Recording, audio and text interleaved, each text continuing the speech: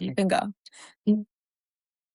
These chairs are from like Did you see what we're sitting on? I know. This is like plastic. Like, I'm glad I don't have shorts on For real. because we'd be getting We stuck. and it hurts. It hurts. But I hear music in the background. Yeah. This is very interesting. Yeah. The plastic.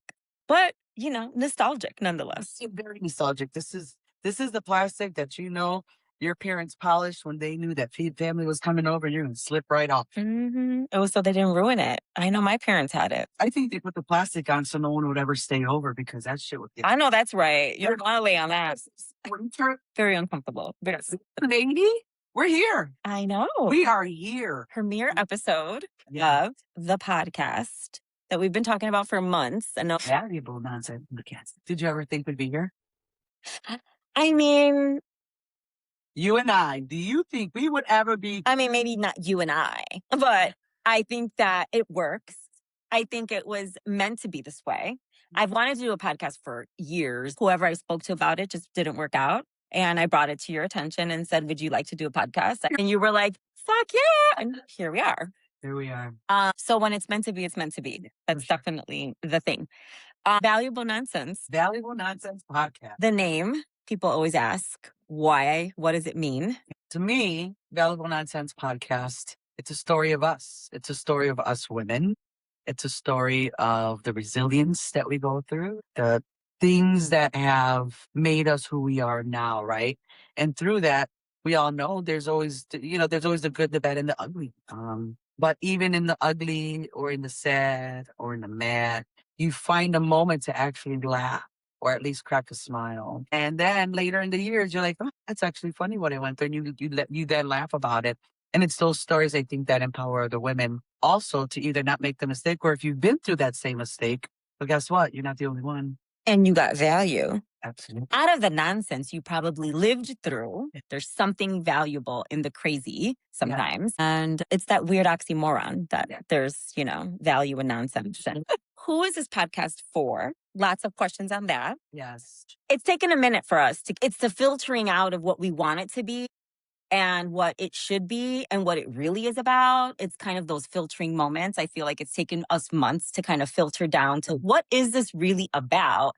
And we are an on-the-go podcast for women who really do it all, who juggle it all, because that is what we do. Yes, we juggle. It's a place for belonging, right? Where when we interview people, we're hoping to get those stories across cultures, careers, motherhood, all of the different things that we juggle as women, but we're able to, again, grow from them and learn from each other and provide support to each other. That's kind of where we're coming from. And it's also a safe space, right? Absolutely. It's a space where no answer is a wrong answer because really it's your own answer, right? You're the one that lived through it. You're the one that could tell that story. Like, God, I don't know how many people have told me, okay, I call myself a jack of all trades, right? She is, by the way.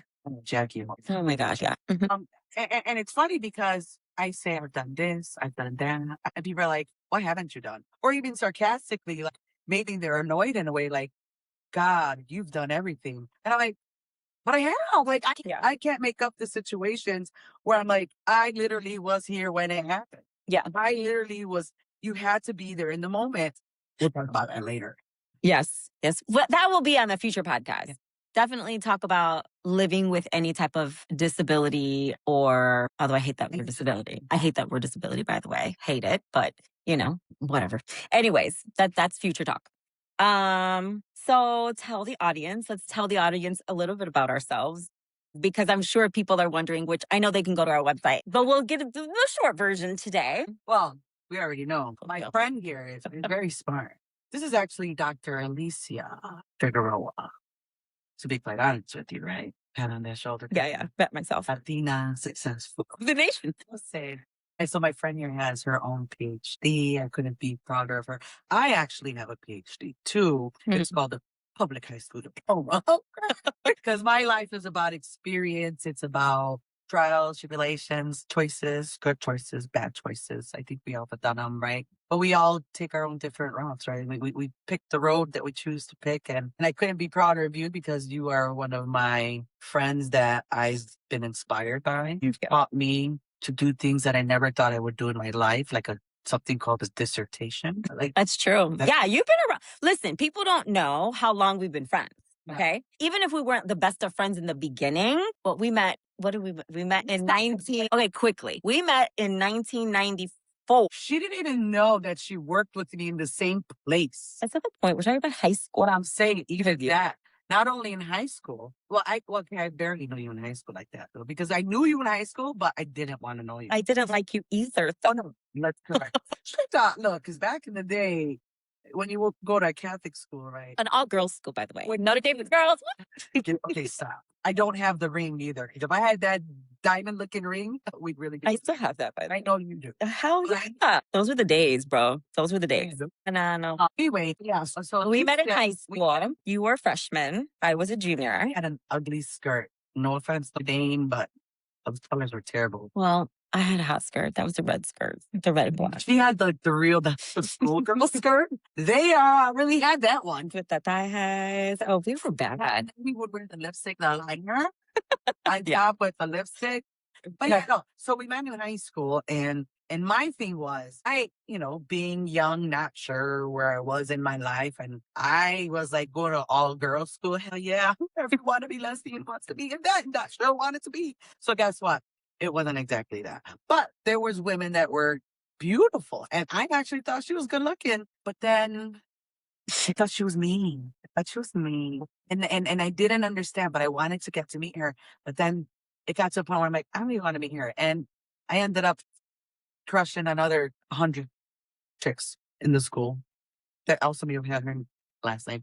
That's a different conversation. But I didn't understand why maybe you didn't, care for me at that point, because, and it goes back to what was really behind it, right? So tell your part as to why you don't think we got along in high school. I just think, in hindsight, I think that, and I think even to this day, still, people who are more carefree, who feel carefree to be themselves, is someone I wish I could be, because I am not that way. I'm very calculated. Yes. Good work. And so I try not to be. That's a work in progress. My twins will tell you I'm better today than I was when they were growing up. But when I see people, I noticed even when I was younger in high school, that when I saw people who were I grew up in a more strict household. And so for me, when I was out, I was extremely calculated. Sometimes, and when I was carefree, I got into trouble. So it was like, there was no way out of that. And so you definitely were that more playful personality that I never really got to know within myself. And so when I saw other people who were so playful, it annoyed me, because I was like, can we just take this serious? Everything was about being serious. And I think that's why I probably put on a certain persona in high school. And going to an all-girls high school, I mean, everyone's so judgy and mean. I mean, come on. You got to constantly defend yourself. That's another thing that I never said before, where it's like, to me, you were so good looking, right? But to me, you were comfortable looking that good. Whereas for me, it took me a very long time to be comfortable in my own skin. So for me wanting to know you was kind of in a weird way, like my way of trying to face my own person, right? Like face why is it that I can't be feminine and wear the skirt the way she rocks it? Because I could rock those things like that. But no, I'm in these things called culottes, which are like shorts. They're shorts.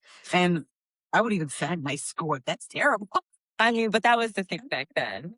Yeah. Yeah, but that's what I mean, where it was one of those things where even thinking about it now, where it's like that too was the thing. It was me not being comfortable in my own skin, me not knowing, I've always been a bigger girl. I was always the cute girl, right? But that's why and again, I was coping with my own stuff at home. So I had so much sadness, so much confusion, so many things in my life going on. The only way I can possibly cope was turn on this light and just, I'm happy with everybody. And again, I'm almost thankful for that too, because it made me learn how to separate certain emotions and things. And as I got older, I was like, this was all a strategy, a coping mechanism for what is now, the real person that I am, because look, shoot in the face, stick in the waist, what I got, you know what I'm saying? Mm-hmm. And that was it. Right? I didn't have to see I didn't see you again. You didn't even realize that you saw me again. That's a true statement. We actually worked together. Is that when we saw each other again? Yes, because I was with my ex. Yes. We worked at a bookstore together. I was about to fast forward. I worked at a bookstore and and she worked there, and She doesn't even remember working with me. Well, that's not fair. My cousins work there, and you get around me and my cousins, and it's all about us. Like the world doesn't exist outside of us. That's the problem. Yeah, literally. Yeah. And crazy because her family, Yeah, wow. circle, Yep. within the prior, probably 10 years prior, Mhm. before we even saw each other again. Yeah. Because then when we saw each other, I was like, what the hell are you doing? You're like, I know your cousin. I know this. I know this person. And I'm like, ew, how do you know all my family? And they're like, oh my God, Doris, she's so awesome. Maybe I'll give her a chance. Meaning, like, friendship wise, right? Like, maybe I'll talk to her. No, that's not here we are. No, actually, there's more. Because then I remember being at a club back in the day. What was the name? Stargaze. I'm sorry. Oh, go ahead. Stargaze was a place that a lot of us Latina women would go to because it was one of the only probably places that was for us, For lesbians. Okay. for lesbians, but also the Latino community. Was there? There wasn't a lot of that, especially in the community Andersonville. Yeah. Right. It was majority Caucasian, and that's kind of how. Okay. I didn't know that. So when shout out to Dusty, maybe they were the owners of the place. The DJ would cater to the Latino community, and it was a place for us to go. And I remember when I saw you there. Yeah, first time we bumped into each other. Dude, years later. My face was like, is that who I think it is? I'm like, no way. No way. Like she better know she's in a lesbian bar. I was like, I don't know. Let me go tell her that she's in a lesbian bar. And I remember telling my girlfriend at that time, which is now my wife, you know what? I'll be right back. I saw somebody that probably shouldn't even be here. I'm going to go let them know. And that's when I went up to you and I was like, the hell are you doing here? And you looked at me like, I was like surprised that you even knew my name, because that definitely was a surprise. And then what did you say when I said, what are you doing here? Because I know what I'm doing here. I'm here to pick up women. I think I was kind of like, just checking it out. I mean, in that moment, I was figuring out my life. I had just left my prior relationship. I was questioning my own sexuality. And that's when I decided I'm just going to go out and see who I see and meet. And I saw you and I was just like, oh. Okay. I must have gone there with Lenny, I think, my cousin. I'm trying to think of who I went there with because I wouldn't have known to go there unless someone had invited me to the space, Yeah. And then after that, you and I just, I don't know, rekindled our friendship where it was like, now we're seeing each other all the time. Yeah. Because I was coming around more. We loved the Barnes and Noble. Barnes and Noble was the place back then, coffee and chatting. I actually started reading a lot more because of her. Seriously. And I still have the book she gave me over how many years ago already, because it's been forever and a day. Because What, Tuesdays with Maury? Yes. Best book ever. Still own that book. I don't care what anyone says. Still own it. By far, that's a small read. I suggest everyone reads it. If you want a good laugh, cry, just so many things. It makes you really look at your own life and look and appreciate what you have, right? And For sure. it's a great book. The author, Mitch Albom, is amazing. So if you haven't, go read it. There's an audio version too.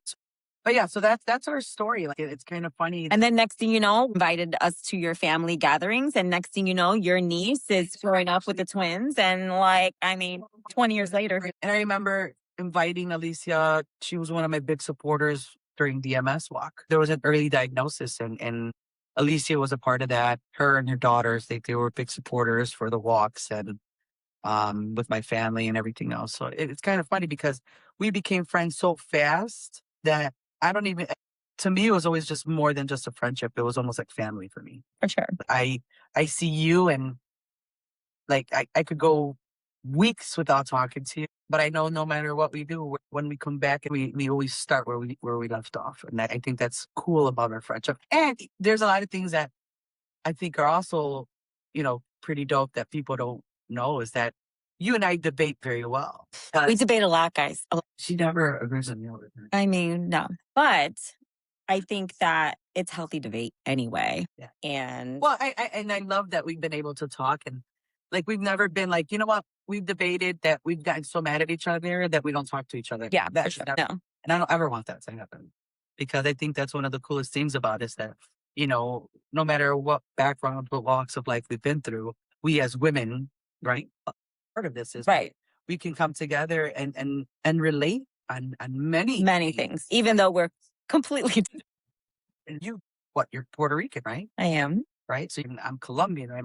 And we had a different existence here in Chicago, right? Mhm. Like my parents, they left my mom, first of all, because my dad was already in Chicago when my mom made the decision to come. And sure enough, my mom crossed the border with a 5-year-old, a 7-year-old, and pregnant at 6 months. Yeah, your family story is one of those amazing immigrant stories where you're like, you would never know unless someone asked you like about that, because you don't even talk about it really. Amazing. When I was born with something that says Made in Colombia, born in the US. So first generation here. So that's another cool story that comes with it, because who would think that a woman with a 5-year-old and a 7-year-old pregnant at 6 months would just randomly just cross the border to get to live, be able to live this American dream, right? I think she has lived the dream with us.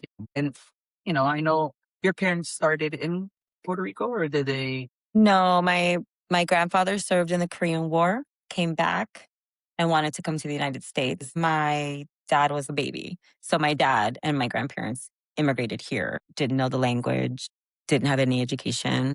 Same, right? Worked hard, double jobs, whatever they needed. Did your dad ever tell you how much he started at his salary when he? Oh, yeah. I mean, listen, if there's one thing my parents remind me, and I tell my twins the same thing, and everyone should tell their children if you ask me, remember where you came from. Amen. Remember what your family has been through every generation to give you what you have today, and provide that for your kids, and so that it's to me, that's generational wealth. It's beyond money. People are focused on money today, which I'm not saying doesn't have value, because clearly you need money to survive. But there's value in knowing where you came from, why they came, the struggles they went through, because you're not going through those. I think people lose that as they come to the States. And it's really important to keep that, not just the pride, but like the culture, the food, the language, the music, the dance. I could go down the list, right? But yeah, that, and I try to pass that on to my children, and I hope they pass that on to their children, right? I mean, that's all you can hope for. Yeah, it's huge. But yeah, Korean War, yeah, my grandfather was. That's amazing. Yeah. And it's great. Like, how many people can you talk to that can say, yeah, my grandfather served in the Korean War? I got children who said that, because thank you, Grandpa, man. Like, that story, the stories of the Korean War that I've read. Yeah. You know, And he wasn't even of age. He lied because he wanted to serve so badly. And I'm like, that's crazy, right? You would never hear that today. Okay. What's something people assume about you that actually is not true? There's a lot of those. I think there's a lot of perceptions of other people that we think we know someone. yeah, you know what? I think a lot of people think that my life has been probably an amazing stride, like, because I'm so happy and so cheerful and, chill. People are like, she must have had a great life because, she lives so freely, so, nonchalant, because I get that a lot. That you're nonchalant? Yeah, like just very like, Really? That's maybe nothing phases you. Yeah. Maybe that's the nonchalant. They don't mean it in a like nothing matters to you. Maybe people think that. I like that you said it. Yeah, absolutely. That's exactly it. But what a lot of people don't know is that, there's a lot that goes on in this brain of mine. I don't just have it for a head for good hair. A lot of people think I'm cocky or maybe arrogant too. I've gotten that a lot. I just didn't want to talk to you because you just seem very like. But like, isn't that the gay community? Yeah. Like, not for nothing. Sorry. I can now walk in a room and I'm like thinking to myself, if I see another person that maybe, I hate the word masculine. I know. Spectrum. Like, I had someone ask. Do you think you're a boy? I hate those questions. Like, if you only knew, when I go out, I want to be treated like a lady. I want roses. So you're not a stud. No. We know that. No, I am not a stud. I sometimes put a little eyeliner under just to bring out my pretty green eyes that I don't have. Yeah, like if you wore lipstick, is that being femme? Even wearing gloss or gloss, I get questioned. Yeah, yeah. Oh, you're wearing makeup? Dude. Okay. Woman? Yeah. But to be fair, not everyone identifies, right, that same way or wants to present that same way. And there's nothing wrong. Sure, you who you are. Yeah. Hey, no But judgment. in our community, there's a spectrum, right? But if you're not femme, there's this weird vibes people give each other. And so I don't know what the energy is about. What's the butch energy about, but whatever. Anyway, okay. What is something that people assume about me that isn't true? I would say is that I mean, look, I got a face, guys. It is what it is. What's RBF? Oh, resting bitch. I have heard that before. And I'm like, well, maybe I was just having a bad day. Like, it ain't even about you. It's not. Are you taking it personal? Right? Taking it personal. What you make upset? That's what I'm saying. I think people think that that I can be mean. I'm direct. Mean? You'll know what I mean. Being direct is not mean. Setting boundaries is not mean. No. Why is it because I'm a woman I have to say things nicely? Why do I owe that. everybody nice, right? If you're being listen, I'm all about reading energy. So if I read your energy and your energy is giving me this, I have to be on the defense, I'm going to be on the defense. You know, you got to walk into spaces with the energy of, I want to get to know this person. But if you don't want to get to know me, I'm not going to open myself up to you. Why would I do that? And then I'm the bitch. What? No. However, I think that people. And that's the difference between us, because I'm the one that's like, I'm just going to feel you out. And we're going to see how it goes. I'm not just going to cut you off yet. Yeah. But I know, I get it. But then that's me being the nice person. Right? No, but I think also, and we've discussed this 100 times over, that is the people pleaser in you.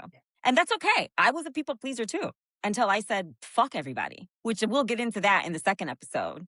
So that's what people don't know about me. I'm actually much nicer than I present myself. Listen, I'll give the shirt off my back if somebody needed it. It's gonna be me. Well, I just think I'd like to be my authentic self. Sure. I don't want to be fake. And that's the part that I think people are not necessarily comfortable with. Just because I'm not being fake doesn't mean. Isn't that called that Midwestern passiveness and passive aggressiveness? I think I do a lot of that. Midwestern passive aggressive? Yeah. Really? I've heard that.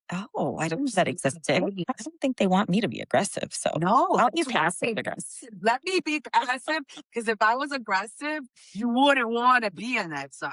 Yeah, you don't. Good. Yeah, that's New York. That's New York like energy. Whoa. You know, in your face. No offense to New Yorkers. Sorry.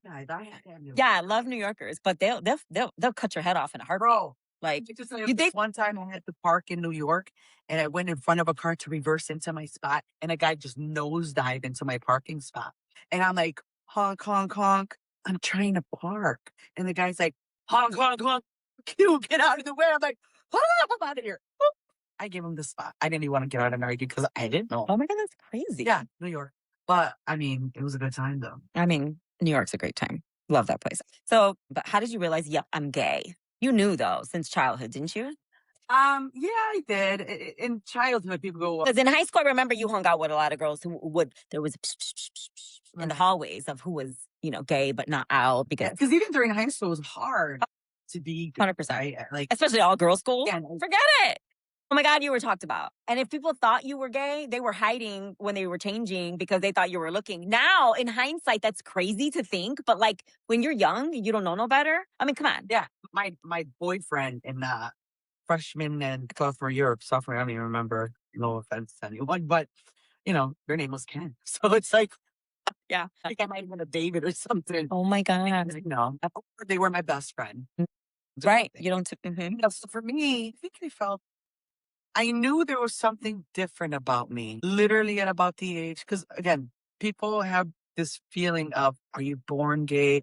We don't have the fucking answers to that, whether we're born with it or not, whether it's a gene or that makes no sense to me. But for me, what makes sense? Yeah, for me, that's interesting. You say that. We'll discuss that. And I would love to, because I can only go by what I feel and what I've felt. Right. And I remember being about 5 years old. I remember being weird about certain friends. Like I wanted to hang out. Like if we were at a party and it's all kids, I would always go towards the prettiest girl, whatever I thought was pretty at that time. And I would want to hang out with them, but then I wouldn't want them to hang out with any of the other people. I just wanted you for me, and we were going to play together. And that was it. It was nothing sexual, but it was the mentality of, I want to be around her all the time because there's something about her that it was a feeling in the stomach, right? So for me, I always knew there was something different. By the age of 9 years old, I felt really different. As a matter of fact, one of my, and it's weird because people saw it before I thought I saw it, because, in grammar school, and this is one of the words that I'm not a big fan of, but it's very much used in this community, which is the word stud. And in grammar school, everyone would. I mean, we just talked about that. Really? Because even if I was finding my sexuality, the boys never allowed me to find that because they called me a stud. So they never allowed me to even be attracted to them because it was this feeling of you're like a boy, so we're not even going to look at you Yeah, twice. that makes sense. And so it was a weird feeling because I was like, I hate the word stud. I hate it. And that was my nickname. I hated it. And I tried so hard to be like, I tried to do the feminine hairstyles, like, and I do this because back then it was the Aquanet with the hair, right? So by the age of 9, I already knew, but that's just my way of explaining of how I was attracted. I didn't know at that time that that's what it was until a lot of time when people were calling me stud. I'm like, well, that means that I'm like boyish, and is that why I feel the way I do? Oh, that's a good point. I mean, now I'm sure in hindsight, right? But in the moment, you're a kid. No, I mean, I can care less what you call me. Just at this point, it bounces off me, right? I asked Lila this question once, and she was like, well, I guess it was when I was playing Barbies with my friends or my cousins, and I wanted to be the boy. Oh. And I was like, oh shit, how old were you? And she was like, 5. Or we wanted to play house when you play house with your friends and a fake baby. She's like, I was the husband. I never wanted to be the mom. And I was like, really? Wow. You know, that's not my story. That's her story. But I'm saying that that's when we think back of. And we'll have that conversation too, because I'm sure, I don't know if Norma wants to tell her side of the story. Yeah. Because, that's a whole different thing too. But yeah, so I'd say by 5, I knew there was something different. By 9, I started trying to understand it. By 15, I was jumping out of that closet like there was no tomorrow. Oh, so you came out in high school? I came out after you left Notre and Dame. and I loved it. If anything, I give so much gratitude to CPS, the public schools, because for me, when I went to Mather, something told me just be you, be yourself, right? And of course, I was that kid starting to wear all the jewelry with the rainbows.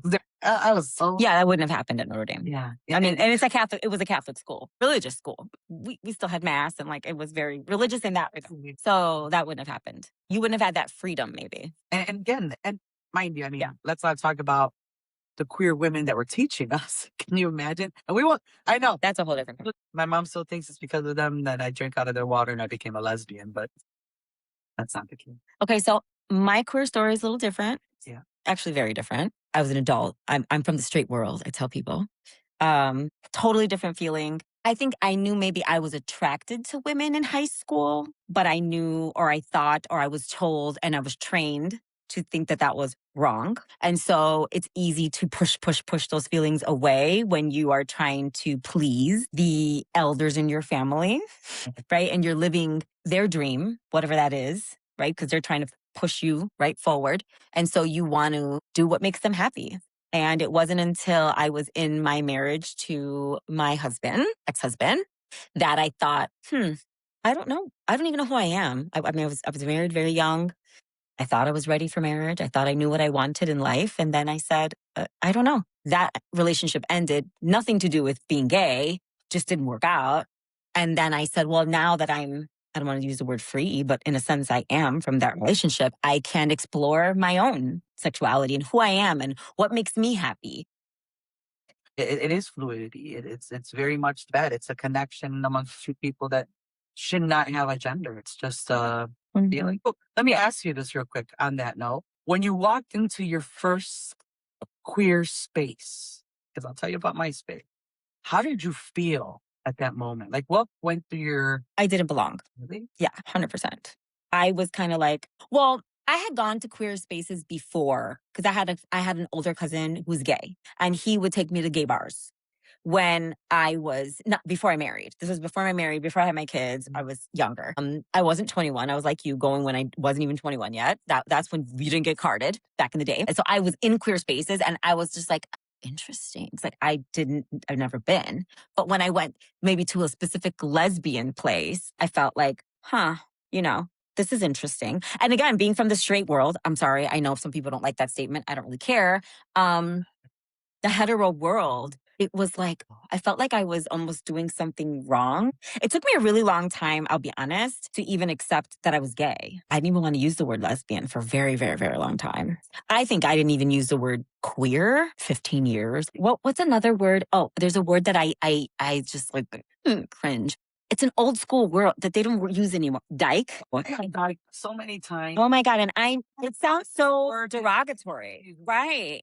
And we're trying to take the power back in it. I understand.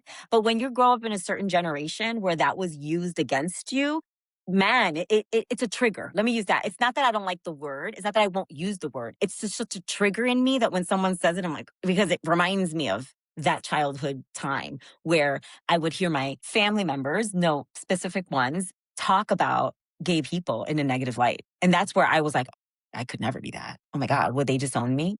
Well, to some degree they did at some point in time. So yeah, and coming out later doesn't mean you're not going to encounter all the things that you've encountered, because I just was older when I encountered it.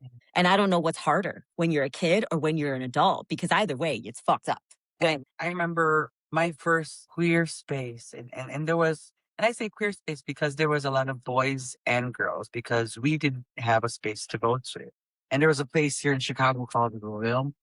I hear about this place all the time. I wish I had gone. I want to say maybe 16. That's when I kind of really started, being comfortable, starting to get comfortable with who it was I was going to become. So going to the Royal, it was like walking in, and this feeling of everyone has probably felt what I have felt at that moment. It was a feeling of like, not freedom per se, but like I can look at a woman in this space and not be uncomfortable because she might think I'm gross because I might be a lesbian.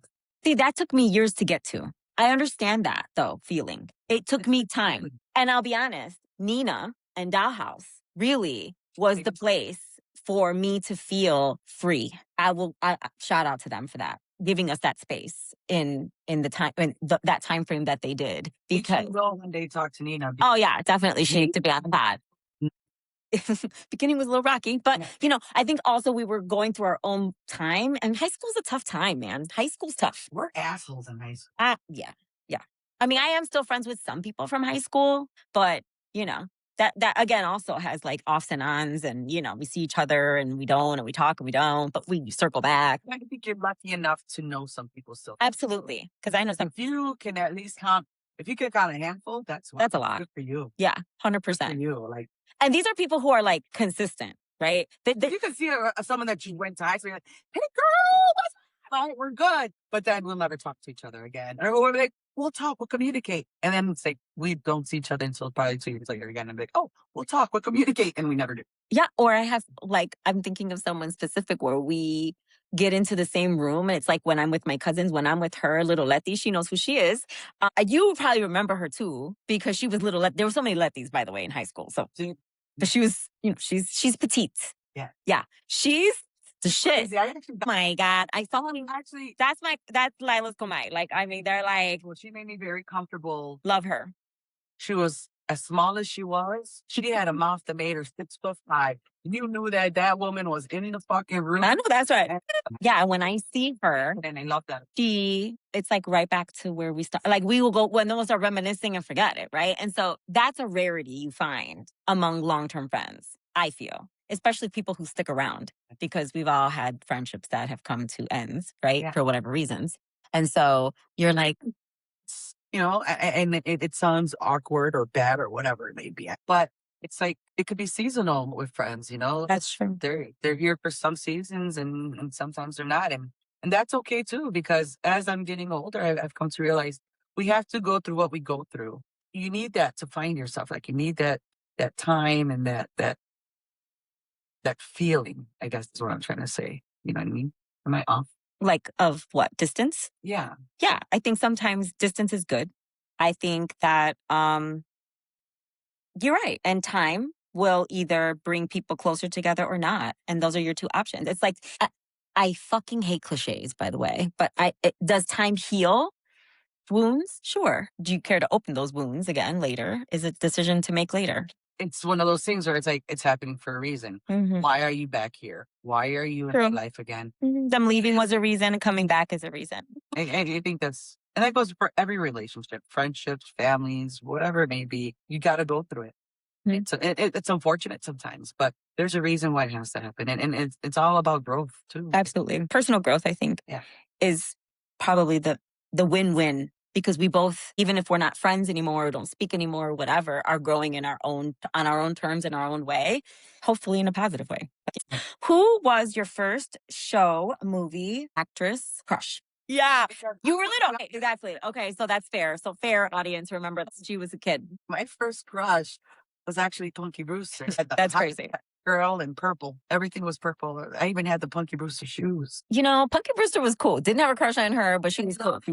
Yes. And I loved how she was so carefree in whatever she wore, even if it looked kooky and crazy looking, because I couldn't. My mother would never let me go out looking like that. And I loved that she was able to do that. And I would love that her dad, who took her in because he adopted her. Yeah. I love that he let her be her. Exactly. And that was one of those feelings. It's one of the first teachings, too, as our generation got, to be yourself and not care about what people think. So my crush was older. I was older. And that was Alyssa Milano in Who's the Boss. I fucking loved her. I didn't realize it was a crush. Just no. But I really wanted to be her. Like, I wanted to be like her. Like, I wanted to dress like her. It was crazy. Of the mirroring, right? Yeah. Like, in the moment, I didn't think so. I thought I just liked her. But when I think back now, I'm like, wait, did I have like a weird crush on her? Probably. And I didn't even know what that meant. You know what I mean? I think a lot of us, let's see, at that age, I was crushing on her. This is Milano. She was. I still love her. I follow her on like Instagram. I just can't help it. If you ever want to be on this show, hit us up. We love to have you. Okay, one fun thing no one knows about you. I'm a dancer. A lot of people don't know that I dance unless you know me. You would never know that I dance the way I dance. And I'd like to say, especially in Spanish, I am a fairly good dancer. I think I could handle it on the dance floor. Nice. I could get jiggy with it, especially salsa and bachata. And that's actually how I. Oh, really? I was in a dance contest and she gave me my number. Oh, interesting. A lot of people didn't know that I actually used to compete. I was actually in a folkloric dance group too. Oh, wow. Look at that. Look at you. I didn't know that at all. Like, yeah, I used to wear the big dresses. Era colombiana, Shana. Okay. Well, mine's not as cool. I'm definitely not as fun. That's okay. I am really a kid at heart. I still enjoy, say it. Cartoon movies and things like that. That's the little girl in me that I cater to once in a while. You a Disney fan? I'm not a Disney psycho fan. I do like Disney. I will say my favorite movie will always be The Little Mermaid. Why did I know you were going to say that? I can sing every single song. Okay, Ariel. And then probably Fork? And then I probably would say more modern would be Trolls. Oh, wow. I love a good cartoon movie. It's bad. So I still have the little girl in me that I cater to once in a while.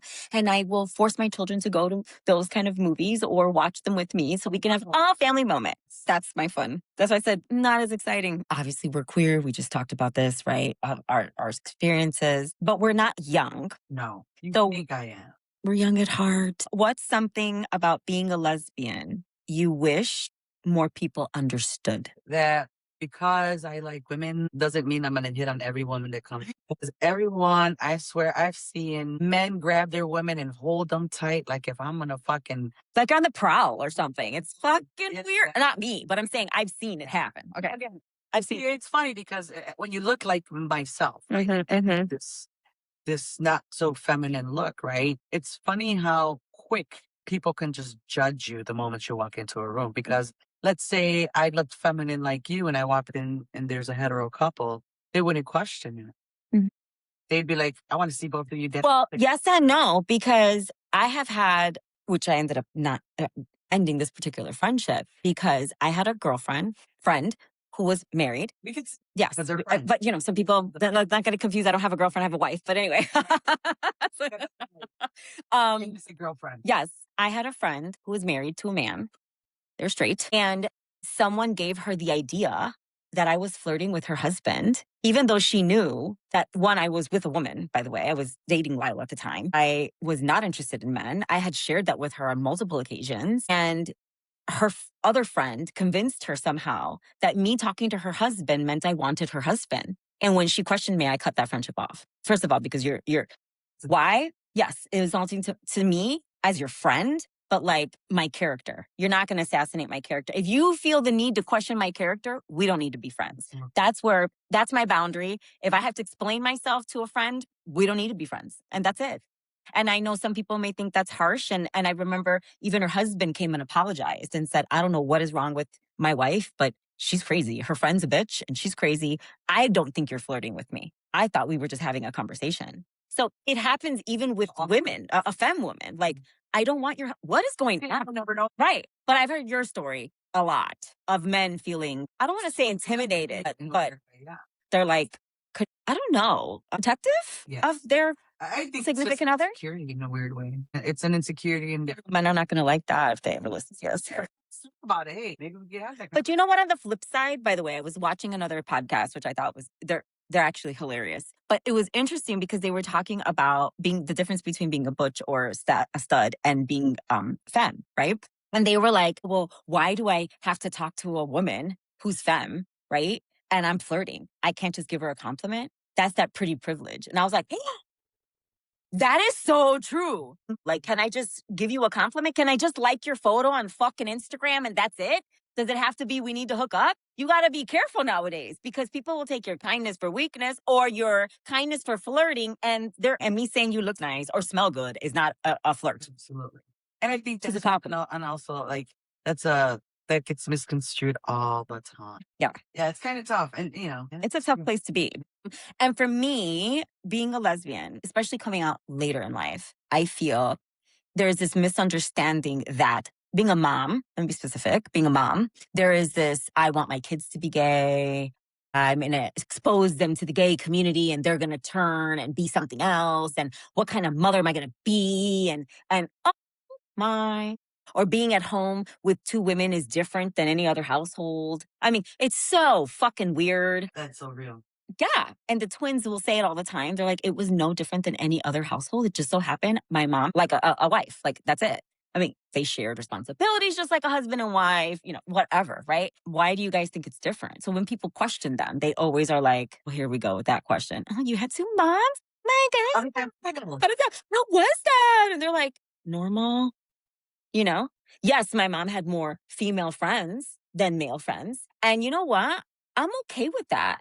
Because this is nothing against men, but I have lived through, seen, not maybe with my own eyes, but heard too many things that happened among male family or male friends. And I was okay with it being females around because everyone understood each other, right? And they understood when I said only certain people will meet my children. Everyone that gets to know me will not meet my children. I was very selective. And you're absolutely right because again, in my situation, I can say from my own experience, right? It was easier to be around women because you could be yourself, but around men, you had to really think a certain way because you weren't sure what the meaning was behind a lot of things. It was almost a sense of safety for me. I speak as a mom, right? Of girls that I was like, oh no, I wish people, what kind of life do you think I'm giving I'm confused, right? That's real true. We experienced the same thing. I've been with my partner for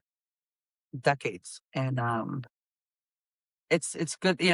My wife has 3 boys, now men, and that is a big misconception that you're going to raise them to be gay. It's a huge misconception, and it's sad because the 3 boys they grew up. Look, they're manly men, all 3 of them, and the fact that maybe someone might be different, that's their story. That's their story to be who they are. But we would never raise anyone to be like, hey, we want you to grow up and be gay one day. No, it's not. It's not something that it's fucking stupid that society even thinks that a parent would put that on their child. Okay, because being gay is not easy.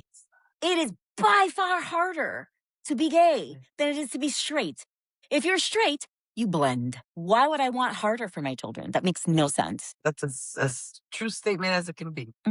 Stupid. It's so stupid. It drives me insane. Anyway, okay. I have a deep question for you. No. This is all getting to know the co-hosts here. That was the theme of today. Remember that, guys. What are you currently unlearning? I am unlearning past judgments so easily. In the society that we've grown up in, that I've seen in my own experience, right? The cultural background also, right? It plays with that. We're quick to just either build a wall and immediately be either defensive against a lot of things. And I'm learning that it's okay to break the wall down sometimes too. And it's okay to listen. Before I'd be quick to pass judgment because maybe I was uncomfortable with something with myself and I didn't know how to explain that feeling. And so now it's just learning to slow down and trying to understand the feeling you feel the moment that something is said or whatever makes you feel whatever it is that you're feeling, whether it's a judgment. Because why am I judging? Was it something that I judged on? See, that's my point when we talked earlier, which it's not recorded. However, we were having a conversation about self-awareness. Self-awareness, it's a buzzword, right? When I say buzzword, I feel like there's so many like of those self-help podcasts that use the word, right? But it's like, no. It's like when you feel a certain feeling and you have to stop and go, why am I feeling this way? You start to learn about yourself and your triggers that you don't even know exist that come from childhood learning that or what I call training, okay? Because that's just what our parents did, right? And we were the generation that did what our parents said. It's like, shut your mouth, you don't have an opinion, do as I say, not as I do. That's about it. You fell in line like a soldier. Right. Did my job, right? You learn later to question those things. Like, why am I feeling this way? Why am I judging so much? Why do I have this opinion towards this person? Is it them? Is it me? What's going on here? Is it really them or am I misunderstanding them? Because that's possible too, right? Self-awareness, vital in the second half of life. So that's another thing where even self-awareness amongst other people is huge too. Yeah. I think it's super important to also, though, be surrounded by people. Like, I think you are the company you keep. I've told my children this since they were little. I live by this. I really do. And that's why when my friend questioned my friendship or my relationship with her husband, I had to cut her off. It wasn't intentional. It wasn't to be mean. It was, I need to be surrounded by people who trust me and who I can trust. If you don't trust me, shouldn't be friends. absolutely. How sad. And I could question that. I could sit there and be a better friend. I'll be honest. Because I know some people would stick around and go, oh, she probably was just questioning, it was nothing. Why did you take it so personal? Like, because she questioned my character. And I'm the bitch you don't question my character. Because trust me, you'll know when I'm flirting with your fucking spouse, which I wouldn't, by the way. But you'll know. And having a conversation is not flirting. Here we go back to having a conversation is not flirting. And then think about that. Having things in common is not flirting At all. It's called humanity. That's just how we are, right? It's how we communicate. But being around friends who are also self-aware is really important. If not, you feel like the oddball. I don't know about you, but I speak for myself. I feel like the oddball. I've said to myself 100 times, what's wrong with you? There's got to be something wrong with you because you see things and people don't see them. Then again, I read energy too. I read people's energy before I even interact with them. I read people's energy the moment I shake their hand. Or walk in a room because I haven't even shook your hand yet. By the time I shake your hand, I've already had, It's only because energy can point something out so quick in such a weird way that if you don't understand what we're talking about, trust me when we tell you it's a real feeling where you can walk in a room and suddenly something goes and you already feel something made you do that to the point where now it's like we sound crazy when we talk. I know. I think people will think that. You'll get to know us. Yeah. That is a whole podcast episode about energy. Is it real? Right? And how important it is to tune yourself into that if a person chooses to, of course. But I think it's important too, though, to be around people, again, who are on the same page. I find that in many ways, also when friendships, and sometimes you're just going in different directions, right? Your own personal growth may mean that you have to cut off certain people because maybe they are taking that energy that you need for you, right? Because again, and that's okay. Again, there's no hard feelings in that. It's just you have to be so self-aware and so knowing who you are in this energy field to go, that's just not good for me right now. And again, and the good thing is when you realize it and you learn it, you learn how to disconnect yourself. And at least I like to say I've learned to disconnect myself without being, the last thing I want to do is be offensive to anyone. Right? Yeah, so for sure. I won't do it offensively, but I'll do it. And again, don't take it personal. This is me, right? It's my story. It's my feeling. It's my energy. Yeah. And sometimes you have to be protective of yourself. I think there are a lot of people in our close circle, but also even family, right? That will suck the life out of you if you let them. And so, Yes. and it's because they're not self-aware enough to know that they're sucking the life out of you, right? And they just feed because they can. And you have to go, not today, maybe tomorrow, but not today. Oh my God, it's plastic. Every time I move, I'm like, I swear, it's the plastic. Yeah. Okay, so in closing, because we're getting to the closing. Yes. Why are we doing this podcast? You go first with that one. Okay, so Because, we're going to give the educational part today. We're going to do the professional part. I can't stand her. Okay, oh my God. The podcast is only the beginning, essentially, of something bigger we really want to do. We have a passion for. And this has been ongoing. We're not the first ones, let me just say. So shout out again to prior organizations that have created the path for us to even think about this future endeavor that we would like to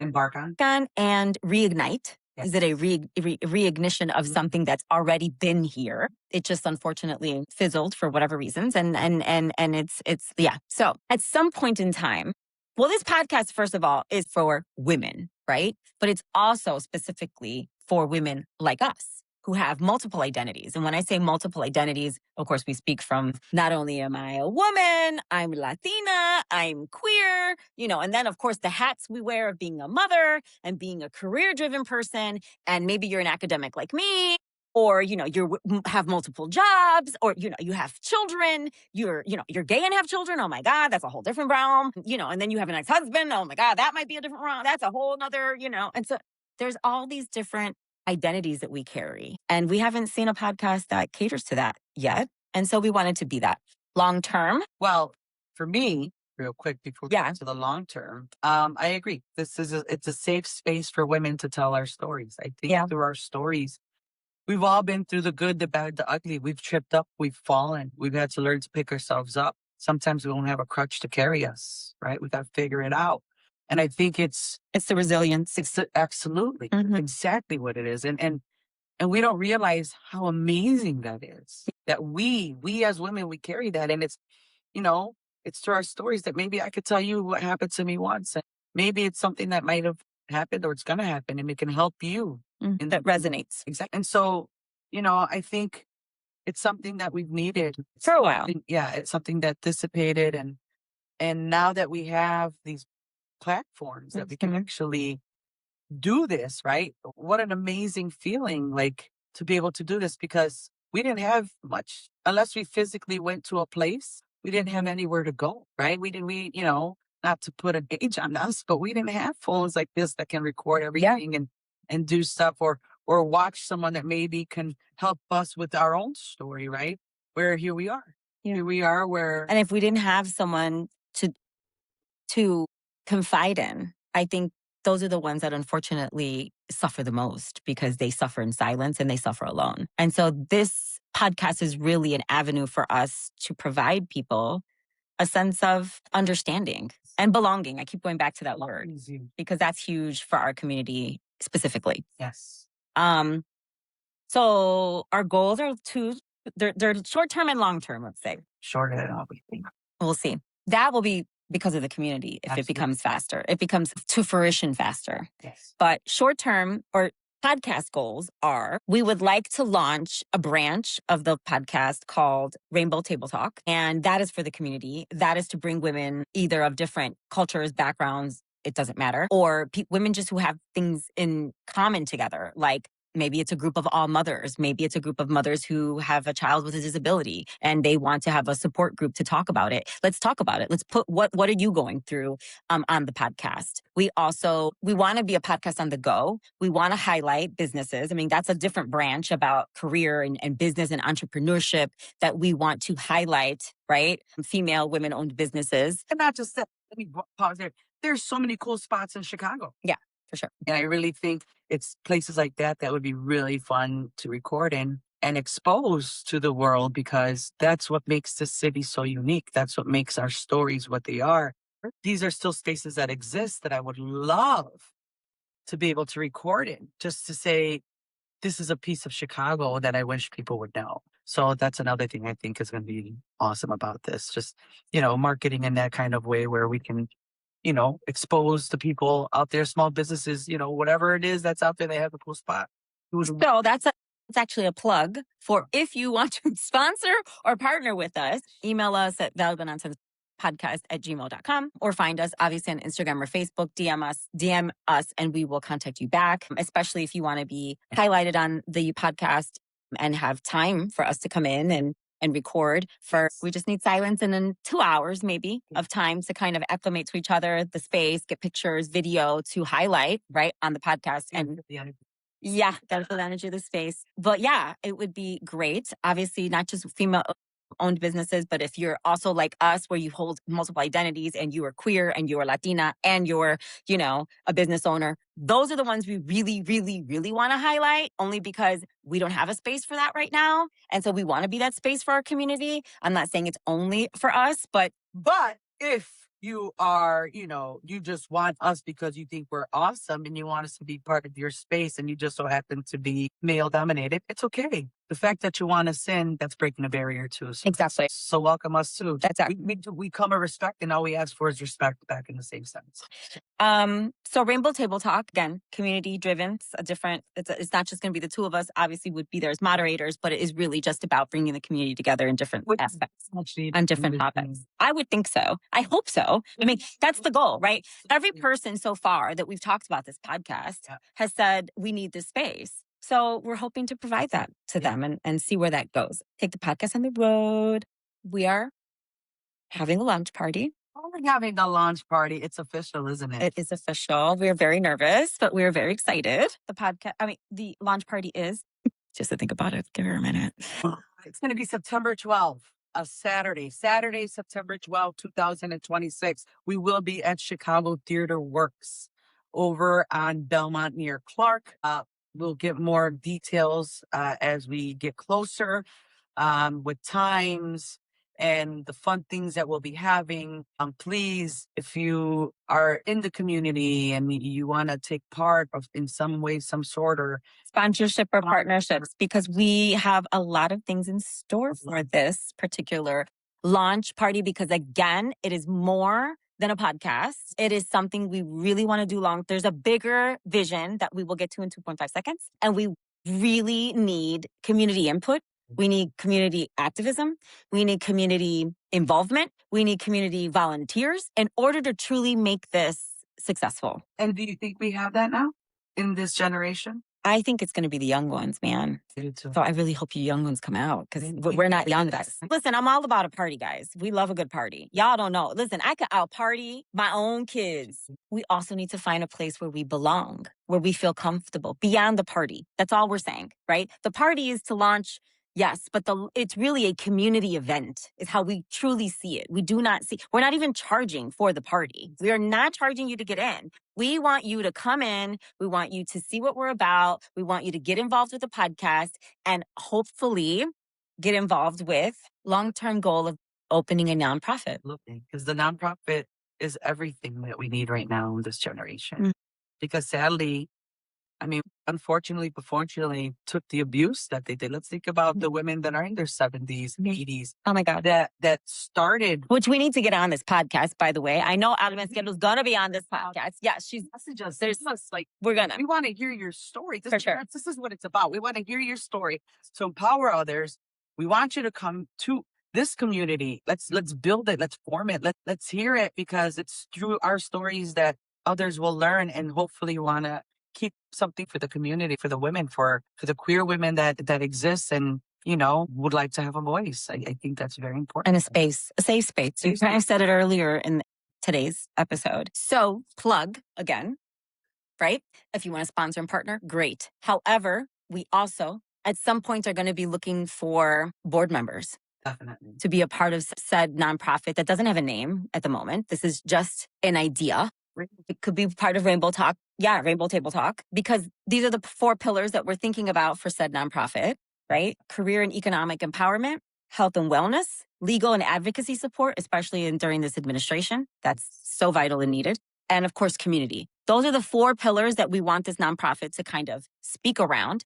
However, we do need professionals, right, who are also willing to volunteer their time, whether it's being on the board or, workshops, etc., that are also involved under these pillars. And so if that's something that you consider yourself qualified for, but also you have a passion for, please reach out to us. Again, valuablenonsensepodcast@gmail.com. Yep. Or find us on Instagram, or talk to us personally. If you are a personal friend of one of ours, text us, call us. Let us know you're very approachable, so you could definitely come and talk. Oh my God, she's more approachable than me, guys. However, I just have to say it out loud. yeah, I guess. Yeah, that's the vision. It's bigger. It's not just a podcast. The podcast is just the beginning. So Alma is a huge. She opened Amigas Latinas. Yes, she did. Which you, my dear, were one of the grant receivers of that. For my academic thesis, yes. That's an honor to say. I can say that. I think, and it was them too that made me feel, because I was newly out, right? Like, oh, there are others like me. It's not just me. There's older women that have been, and they've been together a long time. And so those relationships exist. For me, I had never really seen long-term gay relationships because, again, I only had my one cousin that was gay and he's only a couple years older than me.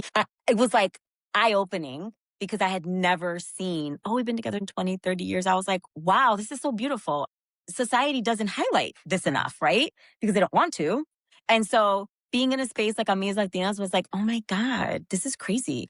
And all that they were doing for the community was so important. And so I get it now. I get it. I mean, again, party's a good time to go out, don't get me wrong, but where do you get to go and get the social support or share or deal with grief or deal with like the I don't know, the neglect of your family? Because we've all encountered something, a family member that said an inappropriate thing that hurt our feelings. Where do you go for that? And also, I also think, like, where are our queer elders now? Yeah. Where do they go talk to? Yeah. Who's helping them? For sure. I mean, guess what? Yeah. In vitro, they weren't able to freely marry. They weren't able to just hold someone's hand down the street like we freely can. Right? Let's think about that. Or maybe they just didn't even want children because there's plenty of those women. Society didn't even allow you to do that. Sure. You know what I mean? You were already being bashed just for being different. Yeah. So who's caring for you? And are you alone? It breaks my heart. I can't take it. I can't take it. And for me, on a personal tip, the elder community for me is very important. They're the ones that started our story. Whether it's even male or female, just let me tell you, that's huge. One of my someone that holds a dear place in my heart, and it's a man that I will always appreciate, was my uncle, who his name was Javier, and he was openly gay, and he was with his partner for 50 years, which a lot of people assumed he would die of AIDS because that was a thing. But AIDS wasn't what took him away. It was elder age that took him away. So it's one of those stories that even him and his guidance for me was one of those feelings of, you gave me a space to be me. And that's huge. And that's why I say it's not just about, yes, it's for women by women, but it's also moments like where my uncle made me feel like, you know what, this is something that we need as a community. And on advocating for the younger community as well, right? And also the research that I've done, which I won't get into detail about that. But volunteering at the Center on Halstead when I first came out was super meaningful to me because I also saw this elder space where they came together, right, to talk about things that were happening in the world and advocating. But also I saw the young community there. And I'll never forget, it actually became part of my law school admission statement of how it impacted me to see homeless LGBTQ youth. And I had daughters at the time. They were young. And watching these individuals continue to be resilient, to continue to push through when they had nowhere to go was eye-opening to me because I thought I had it hard. I thought my parents not speaking to me or not having a relationship with them was hard. I can't imagine being kicked out at such a young age and having to do whatever it takes to survive. Like, that breaks my heart for young people. Young people and statistically LGBTQ youth, right? We know, especially if they come from cultures like, the Latino, Black culture, etc. Unfortunately, not everyone is accepting, okay? And then on top of that, they are at risk of suicide. We're going to need each other in some way, shape, or form to empower each other and uplift each other and help each other. For sure. And if we don't have that within us, there's something wrong. Because as a gay person, a queer person, you should want to do that for the next generation. And that's just what I believe. That's it for today, guys. Yeah, you know what? That was kind of deep. And you can breathe. The introduction of us, right? So what you see is what you get. Yeah. There's no sugarcoating, that's for sure. It's just our story, right? And yeah. It's our stories by us and what we went through. So don't take offense if although I don't think there should be any reason, but we're here to talk about it. I can't wait to see what's gonna happen. Yeah. This is our first episode. I know. Where are we gonna be when we do our 1 year anniversary? Ooh, that kind of rock, that kind of sound like a poet, don't even know. Yes, that is true. True. So we'll give you that saying at the end: be kind to yourself and be kind to one another. Rest in peace, Jerry Springer. Yeah, it's just let's come together. Well, guys, we'll see you on the next episode. Again, don't forget, follow us. Valuable Nonsense Podcast on Instagram and Facebook and TikTok. Follow us, tune in, find us. I promise. A lot of the platforms, you'll find us on YouTube, Spotify, Apple Music. Well, one thing at a time. Right now, find us on YouTube, and then we'll get into the other ones. And then subscribe. Hit that subscribe button. That's right there. It says like, which I don't know if it's there. It is. If it's there, hit the like button and subscribe. Yeah. And again, if you feel it in your heart, you want to donate to the cause, we will have our website posted. And also, if you'd like to reach out to us, DM us, personally message us, whatever. Maybe you see it on the street, feel free to holler at me. I'm that person. All right, guys. Talk to you later. Bye.